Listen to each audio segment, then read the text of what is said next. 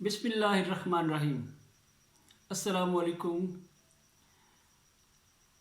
آج کے ولاگ کے ساتھ میں نجم الحسن عارف آپ کی خدمت میں حاضر ہوں۔ آج کے ولاگ کا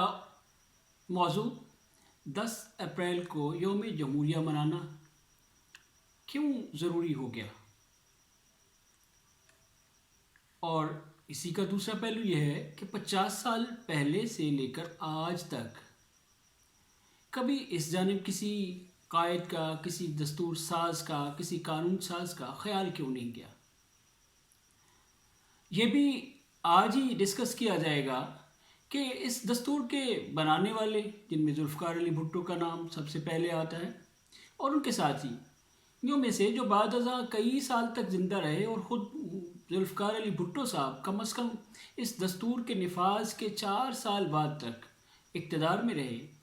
انہوں نے اس بارے میں کبھی کیوں غور نہ کیا کہ 10 اپریل کو ملک کی جمہوریت، ملک کی دستور کے حوالے سے ایک اہم دن کے طور پر منایا جانا چاہیے، تاکہ ملک میں یکجہتی کا احساس ہو، یگانگت پیدا ہو، آئین کے ساتھ وابستگی، کمٹمنٹ اور وفاداری کا ایک تجدید عہد کا ماحول ہر سال جنم لیتا رہے۔ کیوں ایسا نہ ہوا؟ آج یہ بھی ڈسکس کیا جانا ہے کہ بے نظیر بھٹو، جنہوں نے ایک طویل مارشل لا کے بعد، اور جس میں آئین بھی معطل کر دیا گیا تھا، اقتدار سنبھالا 1988 میں، تو ان کو بھی یہ خیال کیوں نہ آیا؟ آخر زرداری صاحب اس آئین کے ساتھ اتنے وفادار، اتنے پاسدار، اور میاں شہباز شریف کو کیا کھجلی ہوئی کہ انہوں نے اس موضوع پر اپنا ساری توجہ فوکس کر دی، اور یہ سارے آئین کی وفاداری کے ہیرو کے طور پر سامنے آ گئے۔ اس موضوع کے علاوہ جس موضوع پر بات ہوگی وہ مریم نواز صاحبہ کی ایک ویڈیو لیک کے حوالے سے بھی ہوگی۔ اس میں ان کے ساتھ کہاں پر نامناسب رویہ یا ان ایتھیکل رویہ میڈیا کی طرف سے کیا گیا، اور کہاں پر سوسائٹی میں موجود یہ جو روش ہے وہ بروئے کار ہے، اس پر تو بات ہوگی، اور مرسڈیز اور BMW کا بھی ذکر ہوگا، لیکن بنیادی طور پر جرنلسٹک ایتھکس پر بات ہوگی، جس میں منصور علی خان نے بڑی صفائی کے ساتھ اپنے آپ کو اس سے بری ذمہ قرار دے دیا ہے۔ منصور علی خان بہت اچھے جرنلسٹ ہو سکتے ہیں اور ہیں، ان کو دنیا جانتی ہے، لیکن ایک ہمبل سبمیشن میں بھی رکھتا ہوں کہ میں جرنلزم کے ایتھکس کے حوالے سے دیکھوں کہ اس میں اصل ذمہ دار کون تھا۔ تو آج کا ویلاگ کا باقاعدہ آغاز 10 اپریل کے اس دن کی اہمیت کو سمجھنے کے لیے آگے بڑھنے سے پہلے میں آپ سے ایک ذرا غیر متوقع سوال کرنا چاہتا ہوں۔ آپ حیران ہوں گے کہ اتنا ذاتی سوال آپ سے، اور آج اچانک کیوں؟ اس ویلاگ کو سمجھنے کے لیے اور حقائق تک پہنچنے کی اس کاوش میں اس سوال کی بہت اہمیت ہے۔ سوال بڑا سادہ سا ہے لیکن عجیب۔ سوال یہ ہے کہ کیا آپ کو یاد ہے کہ آپ کی شادی کی تاریخ مقرر کرنے کا دن کون سا تھا؟ جس دن آپ کی شادی خانہ آبادی کی تاریخ مقرر کی گئی تھی۔ چلیے، یہ ذرا مشکل ہو سکتا ہے، تو آپ ذرا یاد کیجئے آپ کی منگنی جو ہے وہ کس تاریخ کو طے پائی تھی۔ ہو سکتا ہے ہم میں سے کئیوں کو یاد ہو، لیکن میرا خیال ہے اکثر کو یہ یاد نہیں ہوگا۔ لیکن یہ ضرور یاد رہ جاتا ہے کہ شادی کس دن ہوئی تھی۔ اکثر لوگ اسی وجہ سے شادی کے اس دن پر زندگی کا کتنی ہی مزے یا کم مزے کی گزری ہو، سالگرہ منانے کے کسی نہ کسی چکر میں آ ہی جاتے ہیں۔ تو گویا اہم دن شادی کی تاریخ کا قرار پانے والا نہیں تھا، اہم دن شادی کے ہونے کا دن تھا۔ اس پس منظر کو سامنے رکھتے ہوئے آج ہم 10 اپریل کو آئین کی منظوری کے دن سے شروع کرتے ہیں۔ کہا گیا کہ 10 اپریل کو 1973 میں جب یہ آئین منظور کیا گیا تھا، اب ہم اس دن کو یوم دستور کے طور پر منایا کریں گے، اور گزشتہ روز کا دستور کنونشن یا آئین کنونشن بھی اسی کی یاد میں تھا، اسی خاص دن کی یاد میں تھا۔ Okay, fine. میں نے اس پر غور کیا تو مجھے سمجھ آئی کہ کبھی ایسا ماضی میں نہ ہونے کی شاید ایک بنیادی وجہ یہ تھی کہ دستور کا نفاذ 14 اگست 1973 کو ہوا تھا اور اصل اہمیت اسی دن کی تھی۔ اس لیے اگر کبھی کسی نے یوم دستور منانے کی ضرورت محسوس کرنا تھی تو 14 اگست 1973 کی مناسبت سے 14 اگست کو ہی ہر سال منانا تھی۔ تھوڑا تاریخ کے پچھلے اوراق کو دیکھا تو اس میں بھی کچھ اسی طرح کے حوالے نظر آئے۔ اب آپ کو یاد ہوگا کہ پاکستان 1947 کو 14 اگست کے روز بنا تھا۔ یہ ہر بچے کو یاد ہے، اور بعض سلیبس کی کتابوں کے ساتھ جڑے رہنے والے لوگوں کو یہ بھی یاد ہے، یا تاریخ سے آگاہی رکھنے والے اور محبت رکھنے والوں کو یہ بھی یاد ہے کہ پاکستان بننے کا منصوبہ 3 جون 1947 کو سامنے آیا تھا۔ تھوڑا سا اس میں اور اضافہ کر لیتے ہیں کہ یہ منصوبہ لارڈ ماؤنٹ بیٹن نے قائد اعظم اور ان کے ساتھیوں اور نہرو اور ان کے ساتھیوں کے سامنے 2 جون کو رکھا تھا، 2 جون 1947۔ لیکن اس منصوبے کی منظوری دونوں بڑی جماعتوں کانگریس اور مسلم لیگ نے اگلے دن دی، گویا یہ 3 جون 1947 کا منصوبہ قرار پایا، اور اسی کے نتیجے میں 14 اگست 1947 کو پاکستان اور بھارت کی آزادی کا سورج طلوع ہوا۔ ناظرین، 10 اپریل 2023 کا دن اس ناطے بھی بڑا اہم رہا کہ اس روز ایک ممکنہ چیف جسٹس آف پاکستان پارلیمان کے ایوان میں اس طرح آ کے براجمان ہوئے کہ لگ رہا تھا کہ وہ بھی انہی میں سے ایک ہیں۔ ماضی میں ایسی مثال شاید کم از کم میرے جیسے بہت سارے لوگوں کے علم میں نہیں ہے کہ کوئی جج صاحب یا کوئی چیف جسٹس یا کوئی اور ذمہ دار ریاست اس انداز سے بالکل ارکان پارلیمنٹ کے ساتھ کندھے سے کندھا ملا کے کھڑا ہو گیا ہو اور ان کے پہلو بے پہلو بیٹھ گیا ہو۔ یگانگت، اظہار یکجہتی اور قربت کا یہ منظر بالکل نیا کم از کم میرے لیے بھی تھا، اور بہت سارے نہیں کروڑوں پاکستانیوں کے لیے بھی۔ اس کی وجہ سے اس 10 اپریل کے دن کو مزید مشہوری بھی ملی، اس پر لوگوں کی توجہ بھی گئی، اور یہ بھی سوال اٹھا کہ آخر اس دن کی اتنی اہمیت کیا تھی کہ وہ سر کے بل چلنے کی پوزیشن میں جسٹس فائز عیسیٰ پہنچ گئے، جو کہ عام طور پر اس نوعیت کے اور اس مزاج کے آدمی نہیں لگتے ہیں۔ بہرحال اس سے اس دن کی اہمیت کو 2 چند اضافہ ملا۔ 3 جون 1947 کے اسی منصوبے کی روشنی میں اور اسی کے مطابق بعد ازاں 14 اگست 1947 کو پاکستان کا قیام عمل میں آ سکا۔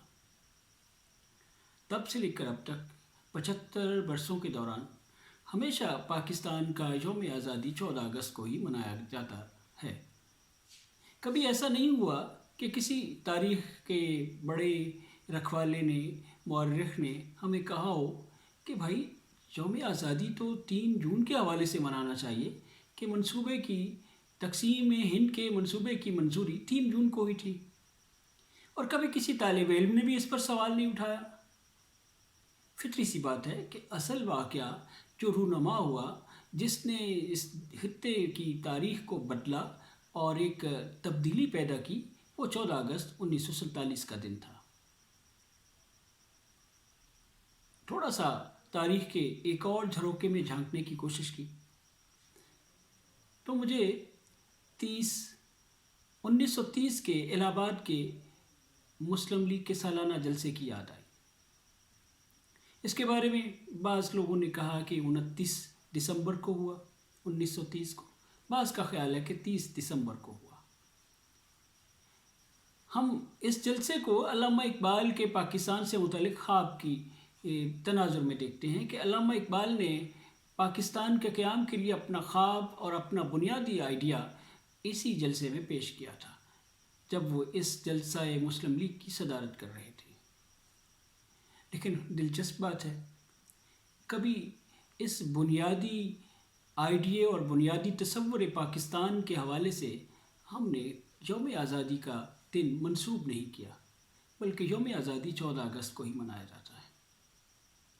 اس روشنی میں اب دیکھا جائے اور آپ سے شروع میں پوچھے گئے اس سوال کو ساتھ ملا کر دیکھا جائے کہ آپ کی شادی کی تاریخ کس دن مقرر ہوئی تھی، تو یقیناً اب تک آپ کو جو کچھ یاد آنا تھا وہ آ چکا، لیکن میرا خیال ہے اکثر کو یاد میں کچھ نہیں آیا ہوگا۔ اس لیے سوال یہ ابھرا کہ آخر 10 اپریل کو یوم دستور منانے کی کیا تک تھی، اور آئندہ کے لیے بھی اس اعلان کا کیا جواز ہے؟ تھوڑا گمان کے گھوڑے دوڑانا پڑے۔ وہ یوں کہ 10 اپریل 2023 وہی دن تھا جس دن عمران حکومت کے خاتمے کا 1 سال ہوا تھا، اور 22-23 کروڑ عوام نے شہباز شریف صاحب کے زیر قیادت اس اتحاد کی بڑی بھاری بھرکم حکومت سے 1 سال میں اپنے ساتھ ہونے والی بپتا کی بارے میں سوال پوچھنے تھے کہ ہمارے ساتھ آپ نے آخر کیا کیا؟ آپ تو مہنگائی دور کرنے آئے تھے، آپ تو آئین کی بالادستی کے لیے آئے تھے، آپ تو جمہوریت کو عزت دینے کے لیے آئے تھے، ووٹ کی عزت کے کھاتے میں آئے تھے، اور ایک آپ کے خیال میں ایسی حکومت سے نجات کے لیے آئے تھے جو عوام کا مینڈیٹ نہیں رکھتی تھی اور سلیکٹڈ تھی۔ اگرچہ اس کے بعد بہت ساروں نے کہا کہ پھر آپ سلیکٹ ہو گئے، لیکن آخر آپ نے 1 سال میں ہمارے ساتھ کیا کیا؟ مہنگائی کا طوفان مسلط کر دیا، بے روزگاری کی آندھیاں چلا دی، خودکشیاں ہی نہیں، راہ چلتے موت بھی بانٹنے لگے۔ کبھی آٹے کے سلسلے میں، کبھی پانی کے سلسلے میں لوگ مرنے تک پہنچ گئے۔ لاہور،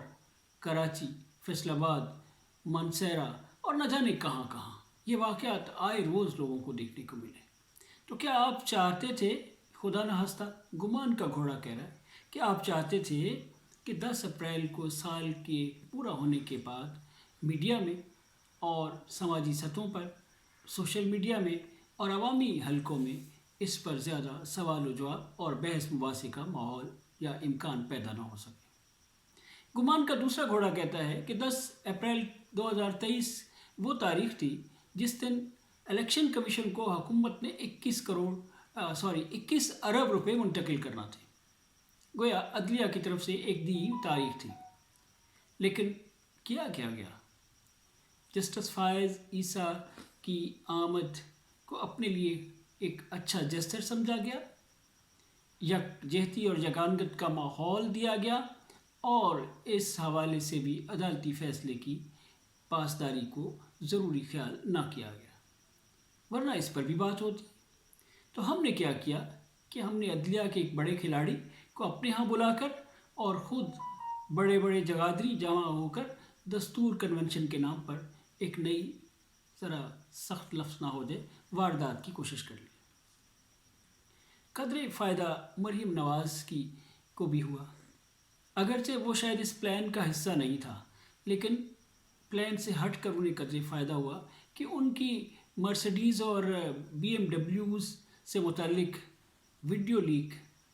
پر بھی زیادہ بات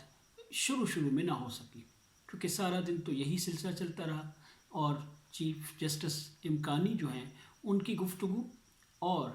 آصف زرداری صاحب کی گفتگو اور بلاول بھٹو صاحب کی گفتگو اور وزیر اعظم شہباز شریف صاحب کی گفتگو زیر موضوع بحث رہی۔ اگرچہ اس بحث کا اگر احاطہ کیا جائے اس ساری گفتگو کا، تو اس میں آئین کے ساتھ وفاداری کے اور آئین کے ان پہلوؤں پر کہ جن پر آج تک عمل نہیں ہو سکا، کہیں کوئی شرمندگی نہیں تھی، کہیں کوئی ندامت نہیں تھی، کہیں کوئی عزم نہیں تھا، کہیں کوئی ارادہ نہیں تھا کہ اب ہم اس پر عمل کریں گے، اور کہیں اس ساری آئینی گفتگو میں ملک کی فیڈریشن کے حوالے سے کیا بہتری لانے کی کوشش کرنے کی ضرورت تھی، اور ملک کے عام آدمی کو یہ آئین کیا حقوق دیتا ہے، اور ہماری پارلیمان اور ہماری حکومتیں ان حقوق کے دینے میں ماضی میں کتنی کوتاہ کار رہی ہیں، کتنی ناکام رہی ہیں اور کتنی لاپرواہ رہی ہیں۔ کسی نے نہ اعتراف کیا، نہ اظہار کیا، نہ آئندہ کے لیے کسی عزم کی طرف لوٹنے کی امید دلائی۔ گویا آئین کا ذکر کرنا اور آئین کا دن منانا ایک طرح ڈھکوسلا ٹائپ چیز تھی، جس سے نہ مجھے فائدہ، نہ 22 کروڑ عوام کو فائدہ، نہ کسی ملک کے کسی فیڈریٹنگ یونٹ کے لوگوں کو فائدہ، بس فائدہ تو چند حکمران اتحاد کے جگادریوں کو اور ان کے ساتھ ملنے بیٹھنے والوں کو۔ اب اس پر غور تو جاری رہے گا اور قوم بھی آپ سے سوال پوچھتی رہے گی اور میڈیا بھی حکمرانوں سے پوچھے گا کہ آخر سے آپ نے اچانک یکایک 10 اپریل کے ان 2 اہم دنوں میں سے ایک تیسرا دن کیسے نکال لیا۔ لیکن میں چاہتا ہوں کہ بطور ایک جرنلسٹ اپنے ویلاگ کے دوسرے حصے میں مریم نواز صاحبہ کے ساتھ اظہار ہمدردی کیا جائے۔ بلا شبہ ان سے جو پوچھے گئے سوال تھے ذرا اچانک تھے۔ اگر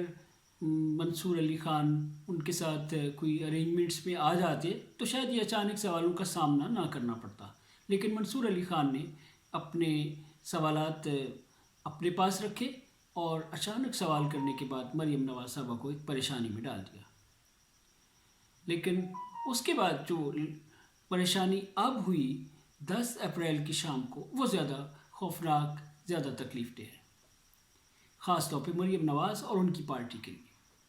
کہ اس میں ان کے توشہ خانے سے متعلق سارے بیانیے پر پانی پھیر دیا گیا کہ توشہ خانہ سے گھڑی لینا برا ہے تو گاڑی لینا کیوں اچھا ہو سکتا ہے۔ انہوں نے لی یا نہیں لی، لیکن یہ ویڈیو لیک کے اس چکر نے خوب اس کو اچھال دیا۔ میں بطور ایک جرنلسٹ یہ کہنا چاہتا ہوں کہ اس میں مریم نواز صاحبہ کے ساتھ ناانصافی ہوئی، اور وہ اس طرح کہ منصور علی خان جنہوں نے اس کے بعد اپنا پورا کتھا بیان کر دیا ہے کہ کیسے کیسے ریکارڈنگ ہوئی، کیا کیا ہوا اور کتنے لوگ گئے، کتنے کیمرے تھے اور اس مشین کو کون کون ڈیل کرتا تھا، کس نے دفتر سے ریزائن کر دیا، کون کون اب بھی وہاں موجود ہے، وہ اپنے پروں سے سارا پانی وہ جھاڑنے کی کوشش میں کامیاب ہوئے۔ لیکن سچی بات یہ ہے کہ اگر اس ویڈیو کے لیک ہونے کا کوئی سب سے بڑا ذمہ دار ہے جن کا ہیکرز کا ذکر انہوں نے کیا ان کے علاوہ، تو وہ منصور علی خان یا اس پروگرام کا سب سے ذمہ دار پروڈیوسر اور ادارے کا مالک ہے۔ ان 3 شخصیات کی مرضی کے بغیر نہ تو یہ مریم نواز کے کہنے کے باوجود ریکارڈنگ ممکن ہو سکتی تھی، خاص طور پر اینکر اور جو موقع پر موجود سینئر پروڈیوسر تھے ان کی مرضی کے بغیر، اور دفتر میں آ کر اس کو ڈیلیٹ نہ کرنا یہ ایک دوسری بددیانتی ہو گئی کہ اگر انہوں نے کہا تھا کہ میں اس پر آپ سے بعد میں بات کروں گی تو ان کا خیال کیا جانا چاہیے تھا، تاکہ یہ جگ ہنسائی ان کے لیے اور ان کی پارٹی کے لیے نہ بن پاتی۔ منصور علی خان نے اس میں ان کے ساتھ اچھا سلوک نہیں کیا، لیکن یہ کوئی پروفیشنل ایسا کام نہیں کیا کہ جس کو پر منصور علی خان کو کوئی کریڈٹ دیا جا سکے۔ منصور علی خان نے اپنی پروفیشنل ایتھکس کی خلاف ورزی کی ہے، اور ساتھ ساتھ یقیناً ان کے جو ادارے کے باس ہیں ان کے علم میں ہوگا کہ اس مشین میں یا اس ویڈیو میں یا اس آرکائیو میں کیا کیا چیزیں پڑی ہوئی ہیں اور جو بڑی حساس نوعیت کی ہیں، جن کے بارے میں آف دی ریکارڈ کی ریکویسٹ کی گئی تھی۔ اس لیے منصور علی خان کا ڈیٹیل سے اس پر ایک دوسرا ویلاگ اپنی جگہ اہم ہوگا، لیکن انہیں اس کا اعتراف کرنا چاہیے اور اس پر ان سے کم از کم اخلاقی طور پہ جو غلطی ہوئی ہے اس پر مریم نواز سے معافی مانگنی چاہیے۔ ہاں، قوم کو ضرور پوچھنا چاہیے کہ وہ مرسڈیز اور BMW کا آخر کیا ہوا جو توشہ خانوں سے نکالی گئی تھی اور اتنے برسوں بعد نکالی گئی تھی، اور اب کہاں ہے، اور ان کا ذکر بعد میں کیوں آیا؟ کیا یہ بھی کوئی گھڑی چوری جیسی ہی واردات یا اس سے کہیں بڑی ہوئی واردات تو نہیں تھی؟ آج کے ویلاگ میں بس اتنا ہی، انشاءاللہ اگلے ویلاگ میں پھر آپ سے ملاقات ہوگی۔ اللہ حافظ۔